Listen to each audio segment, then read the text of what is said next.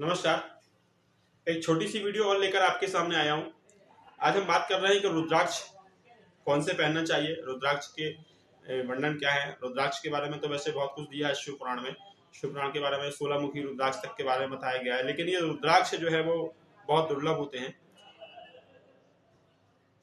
देखिए, रुद्राक्ष भगवान शिव की कृपा का पात्र बनाते हैं हमको, और रुद्राक्ष धारण करने से हम भगवान शिव के सानिध्य से जुड़ जाते हैं।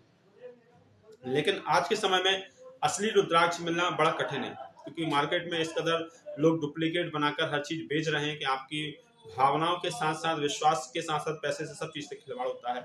और हर कोई व्यक्ति असली बोलकर नकली बनाने के लिए बनाकर भेज देता है। आप ही बताइए, जिसकी मात्रा कम होती है, जो कम उपजाऊ हो उसकी मात्रा इतनी अधिक कैसे हो सकती है। मार्केट में आप जाइए, आप देखिए, एक शहर में यदि कम से कम 2500 दुकानें हैं तो एक दुकान में कम से कम रुद्राक्ष की कई मालाएं भरी पड़ी हैं। आखिर ये आती कहाँ से आती, छोटी सी लेकर बड़ी तक आती कहाँ से? एक विचार करिए, क्या आपको कोई असली चीज देगा? क्या आपको असली रुद्राक्ष मिलेगा? नहीं मिल सकता।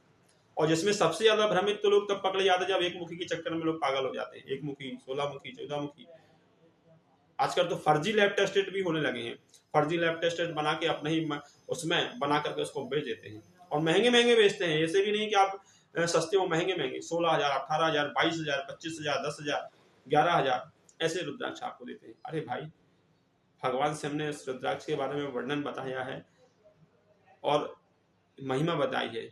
इतना लोभी बनाने के लिए नहीं कहा उन्होंने ये नहीं कहा कि तुम रुद्राक्ष नहीं पहनोगे तो मेरी पूजा नहीं कर सकते।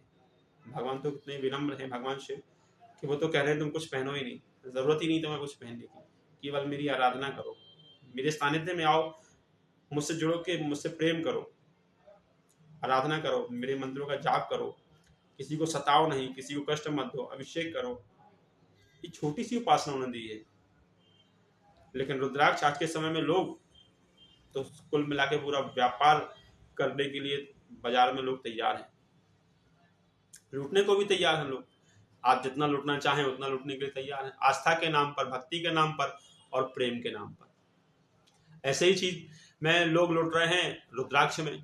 तुलसी की मालाओं में भी ऐसे लोग लूट रहे हैं आज के समय में। तुलसी की मालाएं भी डुप्लीकेट, नकली सब जगह मिल रही हैं आजकल। आप बताइए, क्या इतनी सारी तुलसी की मात्रा बहुतायत में हो सकती है? और हो सकती है तो ऐसे मिल सकती है क्या?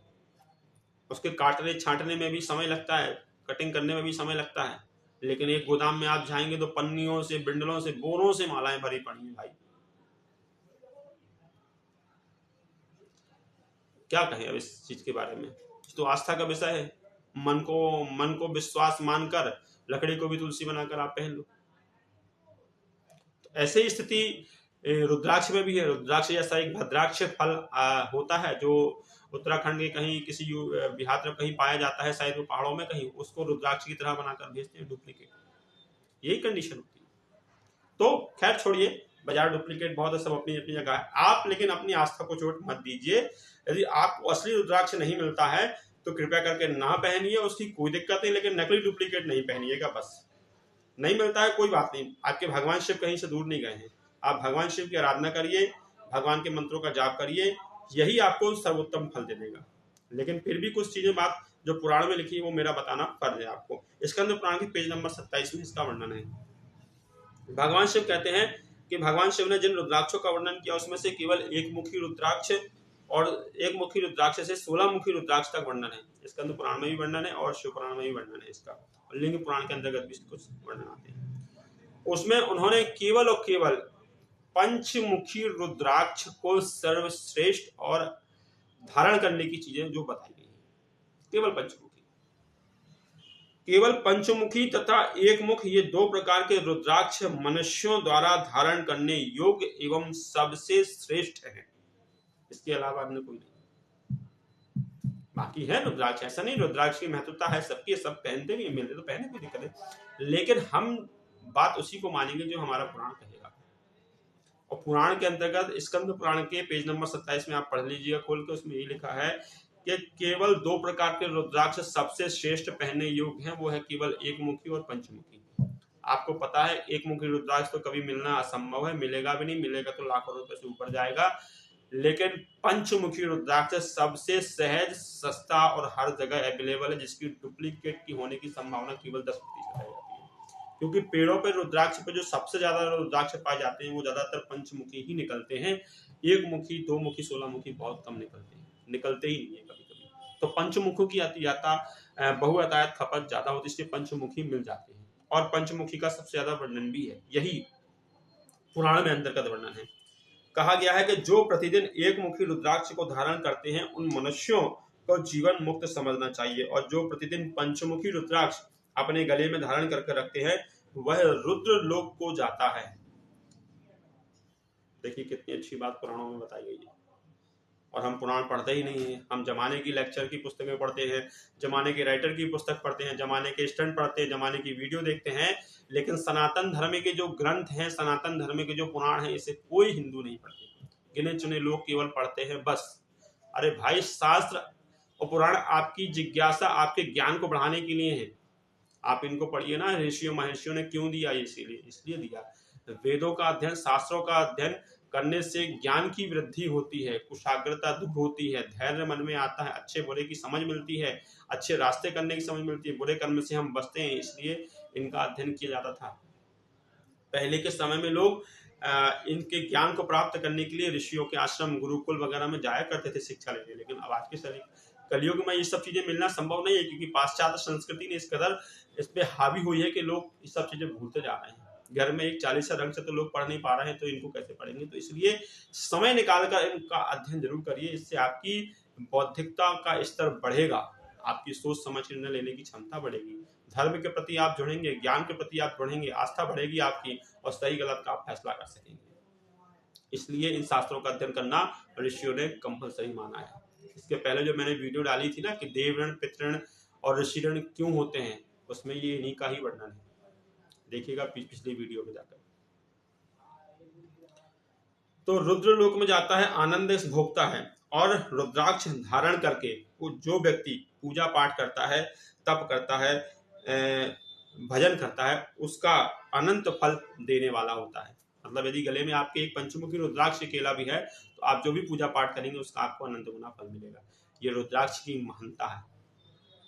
ऐसे ही महानता तुलसी की भी है। आपको ओरिजिनल तुलसी नहीं मिलती है, नहीं मिल रही ओरिजिनल की माला, कोई दिक्कत नहीं है। भगवान नहीं कहते कि तुम खूब सारी तुलसी में अपने सर के ऊपर धारण कर लो। महत्व है तुलसी का, मैं मना नहीं कर रहा। पद्म पुराण के अंतर्गत है, बहुत सी जगहों पे मैं बताऊंगा आपको। तुलसी का भी बहुत वर्णन है।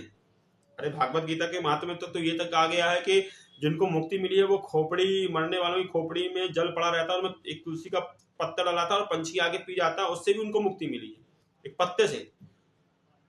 तो तुलसी की लकड़ी से भी आपको जो है वो अच्छी मुक्ति। लेकिन सात्विक हो, ओरिजिनल हो। ओरिजिनल मिल कहाँ रही है? आपके मन को भ्रम बना के लोग गले में बहुत सी नकली तुलसियों की माला डाले हैं। जब आपके गले में असली तुलसी की माला होगी ना, तो आपके अंदर सात्विकता आएगी। ये एक कहना चाहिए उनकी खासियत, प्रधानता है। आप समझिए, उसकी अपनी ऊर्जा है।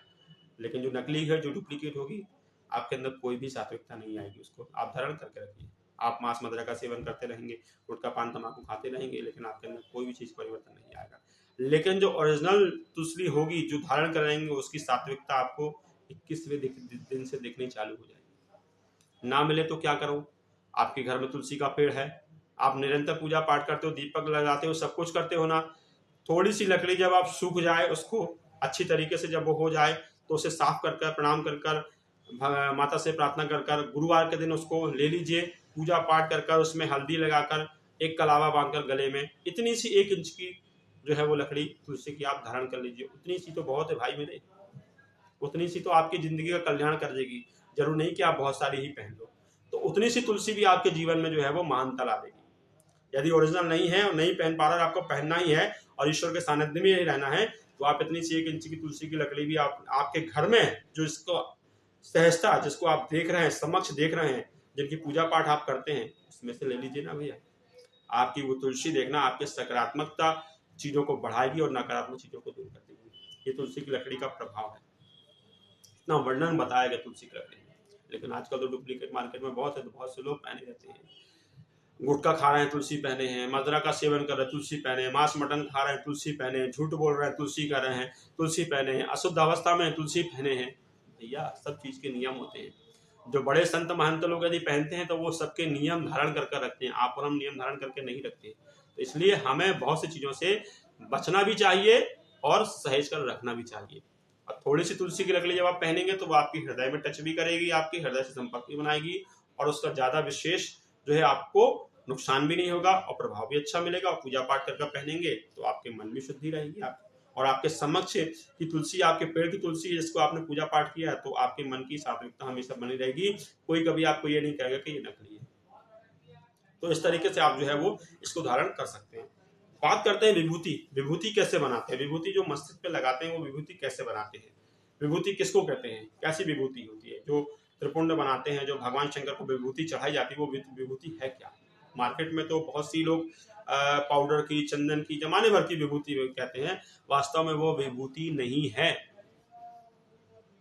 अब वो विभूति बनाकर उसको बेच रहे हैं या ये कर रहे हैं, वो उनका लोग आउट है, पर हम जो पुराण की बात मानते हैं, जो पुराण कहता है हम उसकी बात मानते हैं।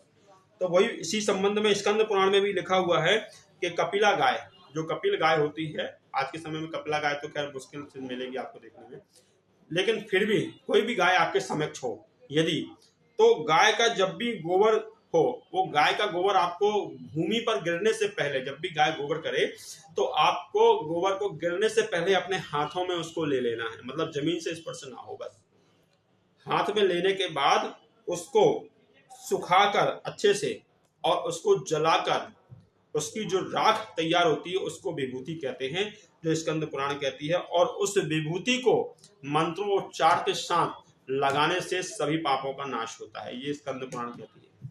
आप ध्यान रखिए, कभी विभूति आपको मिले ना मिले और विभूति आपको बनाना हो तो आपके आसपास में या गांव देहात में जहाँ आसपास को अच्छी जो गाय मिले, जो देसी चारा चरती हो, तो उसके गाय के गोबर को थोड़ा सा हाथ पे ले ले, गिरने से पहले, भूमि में गिरने से पहले उसको लेना, शर्त उसकी यही है बस।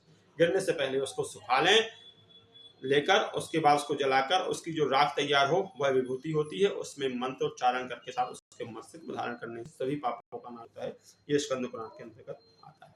और उसका त्रिपुंड लगाइए, उसी विभूति का श्री राग का त्रिपुंड लगाया जाता है, और इसी त्रिपुंड को लगाने से भगवान शिव देवादिदेव प्रसन्न भी होते हैं और आशीर्वाद भी मिलते हैं, सब पापों का नाश होता है। तो मित्रों, ये मैंने आपको विभूति की जानकारी, तुलसी की माला की जानकारी, साथ ही रुद्राक्षों की विशेष जानकारी आपको दी है।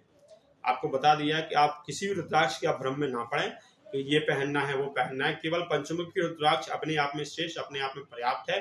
पंचमुखी रुद्राक्ष सहजता से मिल जाता है, इसे ही धारण कर लें तो भी आपका जीवन कल्याण होगा। एक मुखी 16 मुखी किसी के चक्कर में ना पड़े, सब में केवल नकली, फ्रॉड और पैसा आपका फंसेगा। भगवान के शिव में, भगवान शिव की शरण में रहने के लिए आपको कोई विशेष दिखावे की जरूरत नहीं है, जो मिले उसे स्वीकार कर लें। तो वीडियो अच्छी लगी हो तो लाइक शेयर सब्सक्राइब जरूर करें। अब तक के लिए इतना ही, आगे एक नेक्स्ट वीडियो और दूंगा आपको, इससे आपको नई जानकारी मिलेगी। नमस्कार।